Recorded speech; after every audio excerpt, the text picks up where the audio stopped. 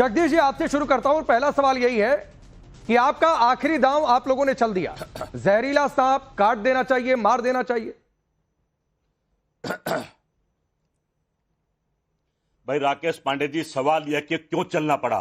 आप तो देख रहे हैं बीजेपी के नेता दुहाई मार रहे हैं कि चुनाव आयोग को कुछ करना चाहिए। चुनाव आयोग सोया हुआ है क्या? जब देश में मुख्यमंत्री जैसा आदमी कह रहा बटेंगे कटेंगे, प्रधानमंत्री कह रहा एक हो जाओ, कोई युद्ध हो रहा है क्या पाकिस्तान से? भाई चुनाव चल रहा भारत में, प्रधानमंत्री का कहां गया सबका साथ और सबका विकास? कहां गया कि सब अच्छे दिन आएंगे? कहां गया महंगाई कम करेंगे? कहां गई प्रधानमंत्री की गारंटियां? कोई चर्चा नहीं है। जब भी चुनाव आता बटेंगे कटेंगे छटेंगे टूटेंगे, ये कोई चुनाव, वो भी चुने हुए नेता बोले इस बात को, तो जैसा बोलेंगे वैसा तो सुनेंगे ना। तो ठीक तो कहा खड़गे साहब ने कि जहरीले सांप की तो तरह जगदीश जी आप ये मानते हैं जो आपने अभी कह दिया आपकी भाषा में, जगदीश जी आपकी भाषा में आपने मान लिया कि ये आपका आखिरी चुनावी दांव है, बिना इसके आपका काम चल नहीं रहा। तो कांग्रेस पार्टी ये मान गई है कि महाराष्ट्र और झारखंड और दूसरी जगहों पर आप महंगाई, बेरोजगारी, नौकरी मिल जाए, तमाम मुद्दों पर चुनाव नहीं जीत सकते, चुनाव नहीं लड़ पा रहे हैं इन मुद्दों पर, तो इसीलिए आप जहरीले सांप वाले स्टैंड पर आ गए। ये दुनिया को बताना पड़ा राकेश पांडे जी कि कैसे जहरीले लोग हैं, ये कैसे जहर उगल रहे हैं, अपने काम पर, अपनी सबका साथ विकास पर बात नहीं कर रहे हैं, बस यही कर रहे हैं कटेंगे बटेंगे। बताइए कौन कटेगा और कौन बटेगा? किसकी बात कर रहे हैं? बीजेपी बताए। तो सर जाकर उद्धव ठाकरे से पूछिए ना कि किसको काटने की बात कर रहे हैं। हम सभी आप इनके बटेंगे कटेंगे पर बड़ी दिक्कत हो जाती है। कहां कौन मरेगा, क्या करेगा, पता नहीं कितने विवादित बयान हैं। पूछिए पवार क्या कह रहा है, अजीत पवार क्या कह रहा है वहां पर? नहीं ठीक है, अजीत पवार क्या कह रहा है? ये कांग्रेस पार्टी ने साफ कर दिया है कि महंगाई, बेरोजगारी, इन मुद्दों पर चुनाव नहीं लड़ सकते, ना जीत सकते हैं। इसीलिए आप जहरीले सांप काट देंगे, मार देंगे, इस तरीके के बयान पर आ गए हैं जो आपने कहा है। गुरु प्रकाश, ठीक है गुरु प्रकाश, जनता पार्टी इन चुनाव पर चुनाव नहीं जीत सकती। हाँ ठीक है गुरु प्रकाश, ये आखिरी दाव है कांग्रेस पार्टी का, तरकश का आखिरी तीर, ये जगदीश जी ने मान लिया।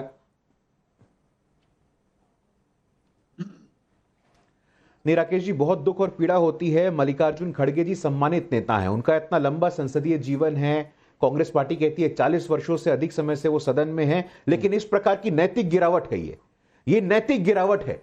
हम लोग भारतीय जनता पार्टी के लोग अटल बिहारी वाजपेयी जी के संस्कार वाले लोग हैं। इस प्रकार के शब्दों का उपयोग, ये बोलना, ये आह्वान करना, मंच पर से कोई नेता राकेश जी कोई बात बोलता है तो जो सुनने वाला है, अब तो सोशल मीडिया का जमाना है, जो रील देखने वाला है कि भारतीय जनता पार्टी, राष्ट्रीय स्वयंसेवक संघ ये जहरीला सांप है और इनको मार डालो, इसका क्या अर्थ निकाला जाए? इसका क्या मतलब होता है? इसका सीधा मतलब होता है कि ये हिंसा की अगुवाई कर रहे हैं। बहुत दिक्कत होती है। हम लोग खड़गे जी का बहुत सम्मान करते हैं, बहुत वरिष्ठ नेता हैं, लेकिन इस प्रकार की भाषा बोलने की क्या मजबूरी है? हम क्या बात कर रहे हैं? हम कह रहे हैं मुंबई मेट्रो, हम कह रहे हैं इंफ्रास्ट्रक्चर, हम कह रहे हैं कनेक्टिविटी, हम कह रहे हैं नौकरी। कांग्रेस पार्टी है, कांग्रेस पार्टी लगातार इस प्रकार के मुद्दों पर राजनीति कर रही है। महाराष्ट्र की जनता देख रही है आपको, जिस प्रकार से हरियाणा की जनता ने आपको जवाब दिया था, आपके इस तुष्टीकरण वाले भाषण का ऐसा जवाब दिया था, आपको पुनः वैसा जवाब मिलने वाला है। दूसरी बात राकेश जी, मैं आपको और आपके दर्शकों को बताना चाहता हूं, ऐसा कोई पहली बार हुआ है क्या? मौत का सौदागर 2007, चाय वाला 2014, नीच आदमी नरेंद्र मोदी जो पिछड़े वर्ग से आते हैं, पिछड़ी जाति से आते हैं, गरीब और सामान्य परिवार से आते हैं, कांग्रेस का शीर्ष नेतृत्व उनको नीच आदमी कहता है।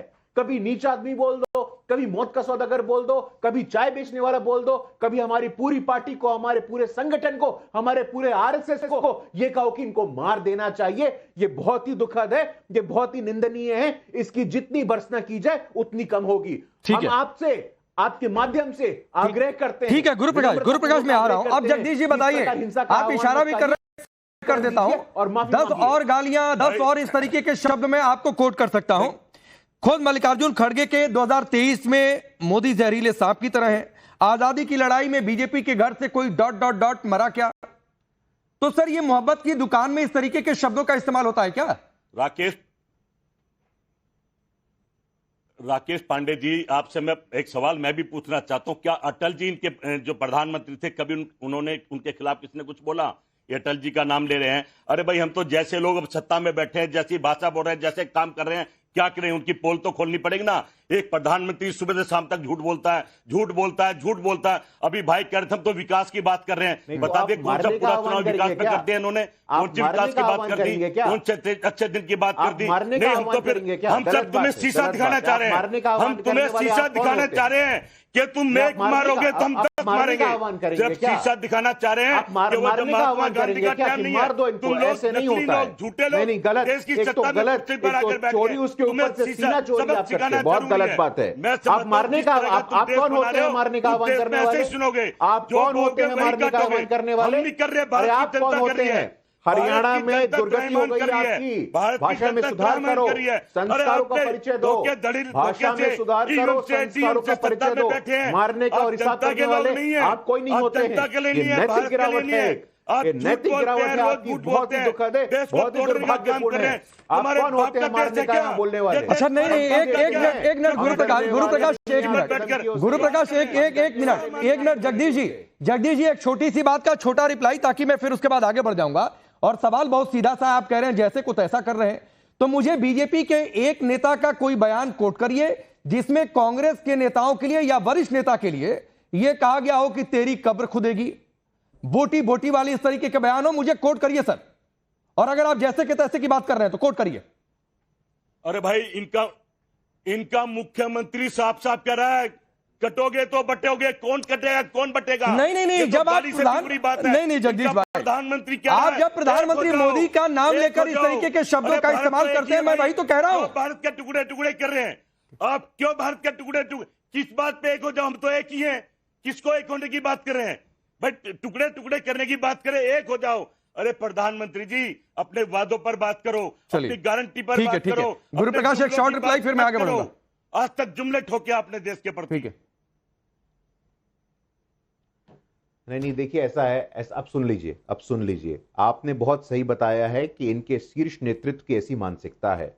राकेश भाई, मैंने ये बात पहले भी बोली और आज दोबारा बोल रहा हूं, राहुल गांधी जी और कांग्रेस पार्टी का पूरा शीर्ष नेतृत्व वो इस बात को पचा नहीं सकता है, इस बात को बर्दाश्त नहीं कर सकता है कि गरीब और सामान्य परिवार और अति पिछड़ी जाति से जन्म लिया व्यक्ति इस देश का इतना ताकतवर प्रधानमंत्री बना है, जो देश को आज 5वीं सबसे बड़ी अर्थव्यवस्था बना करके लेके आया है, जो देश को चंद्रमा के दक्षिणी गोलार्ध तक पहुंच के आता है। आप बर्दाश्त नहीं कर सकते इस बात को, आप बर्दाश्त नहीं कर, अरे आप बर्दाश्त नहीं कर सकते हो इस बात को, स्वीकार करो इस बात को। रेवंत रेड्डी के साथ आपको दिखता है, आपको अंबानी से दिक्कत है, मैं अभी दिखाता हूं आपको अंबानी जी से दिक्कत है, आपको अंबानी जी से दिक्कत है, मैं दिखाता हूं अभी आपको। हमें झूठे लोगों से दिक्कत है, देश बेचने वालों से दिक्कत है, सबसे खतरनाक लोग अंबानी जी सत्ता में बैठे हैं। अरे तो देश को आपने तेलंगाना के मुख्यमंत्री ने अदानी के साथ एमओयू क्यों साइन किया? अरे व्याकुल मत हो, चलिए व्याकुल मत हो, शांत बैठो, व्याकुल मत हो, मैं आगे